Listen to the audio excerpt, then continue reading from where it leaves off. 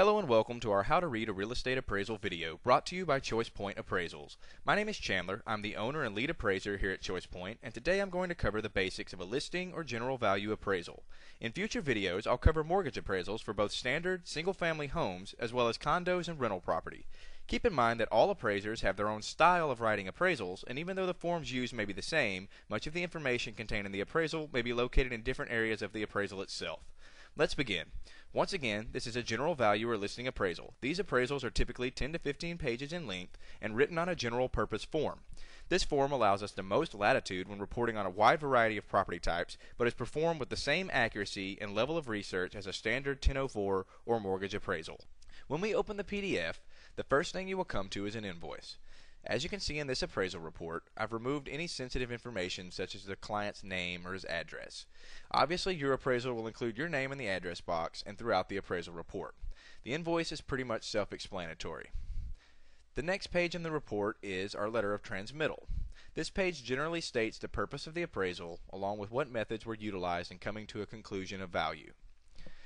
The next page is simply an appraisal cover page, just states the basic information about the property and the name of the appraiser along with the company information.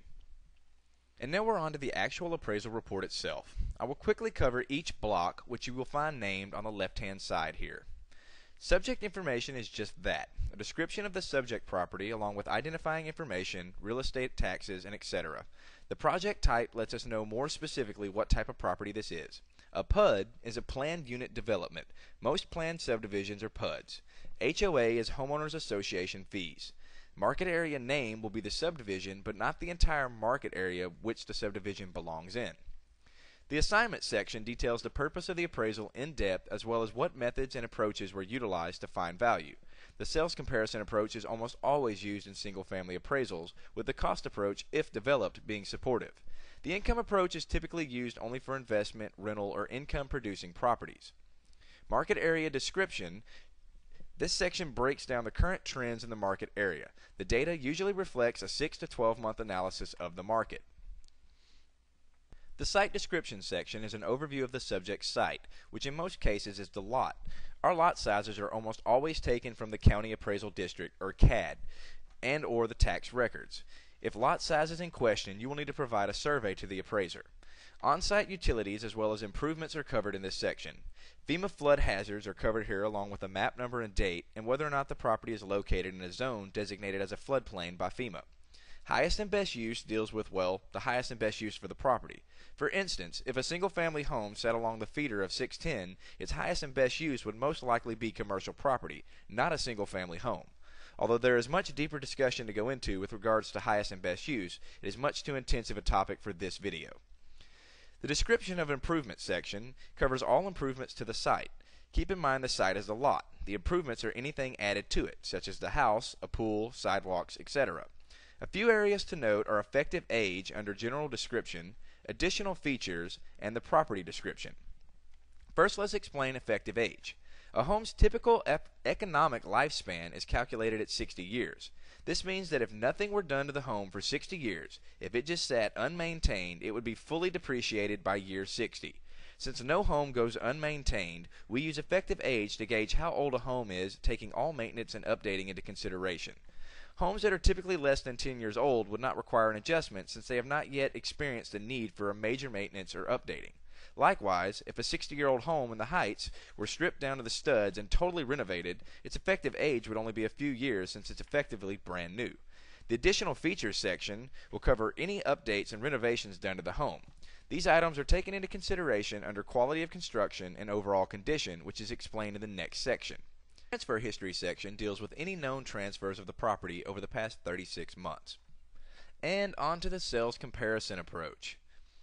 This section is also known as the grid. It's where comparable sales and active for-sale properties, both known as comps, are placed and compared side by side to our subject property. A minimum of 3 sales are used, but some appraisals may contain up to 6 or more comps. In a perfect world, the appraiser would be able to find 3 identical homes that have sold within 30 days from the appraisal date. This would give an extremely accurate value for the subject since no adjustments would be needed. However, that world doesn't exist.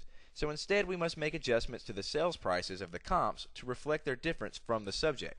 These adjustments are not usually dollar for dollar adjustments. Instead, we adjust for what the market area dictates the value for that difference is. For instance, a pool may cost $40,000 to have put in, but if an analysis of the market area shows that buyers are only willing to pay $20,000 more for homes with pools, then $20,000 is the adjustment. This idea can be applied to all lines across the grid. After performing all our adjustments, all final values are considered and a conclusion is reached. Typically, the comps that require the least amount of adjustments are the most similar. These properties are given the most weight. However, this is not always the case.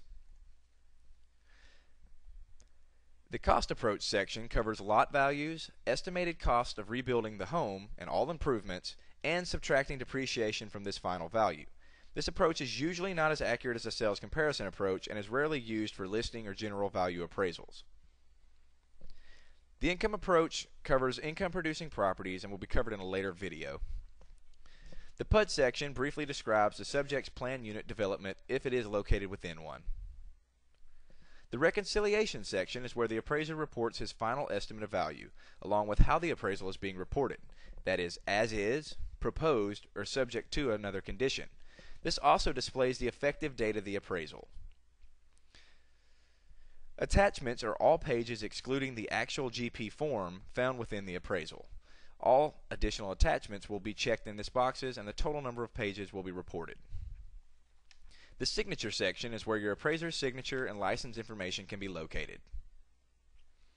The scope of work page, along with the certifications page, contain a ton of information regarding what the appraisal does and does not cover. It also has a certification that the appraisal was performed to the highest of standards. And the additional comparables page is just an extension of the sales comparison grid. Unfortunately, you can't place the two pages side by side, so it goes after everything else. It will cover all comps from number 4 onward. The photograph addendum page will contain 3 to 6 photos of the subject property, as well as the comparable photo page will contain a front view of all comparables used in the sales comparison approach.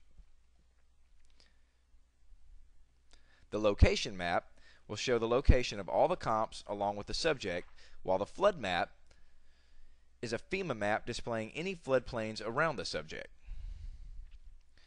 The last page of the report is going to be the building sketch. This is going to give you a breakdown of all the dimensions of all the walls, as well as a brief layout of where the rooms are within the structures. Well, that's just about wraps up our brief look at a listing and general value appraisal. I hope it was somewhat insightful and helpful. If you require any real estate appraisal services in the greater Houston area, including the counties of Harris, Montgomery, Fort Bend, Brazoria, or Galveston, feel free to stop by our website at www.choicepointappraisals.com or give us a call directly 713-812-1172.